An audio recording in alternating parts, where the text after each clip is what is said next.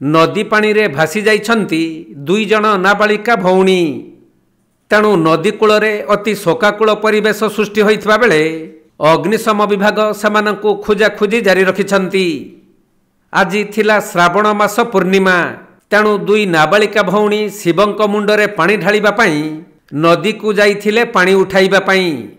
हेले असावधानता कारणरू दुई भौणी पानी रे भासी जाई निखोज होई जाइछंती।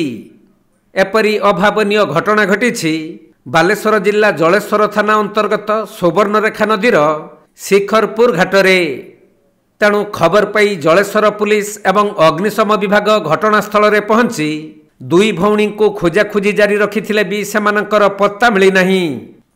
मिलिथिबा सूचना अनुसार जलेश्वर थाना चकहरी ग्रामर कान्हू दासंक दुई नाबालिका झियो नंदिता एवं नंदिनी आज सकाळे अन्य सांगमानक सहित शिव मंदिर को पानी ढाली जिबा पई सुवर्णरेखा नदीर शिखरपुर घाटरू पानी उठाउथिले।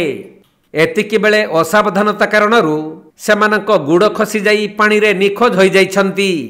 तेणु तांको परिवार लोक माने नदी घाटरे पहुंचिबा परे सेठारे अति शोकाकूल परिवेश सृष्टि होईछि।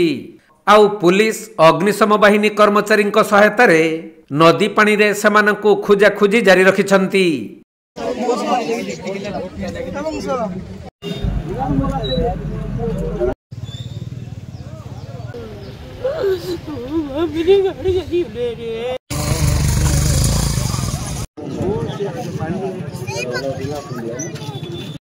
बालेश्वर जिला जलेश्वर जगन्नाथ गुच्छायतंक रिपोर्ट कोणार्क लाइव।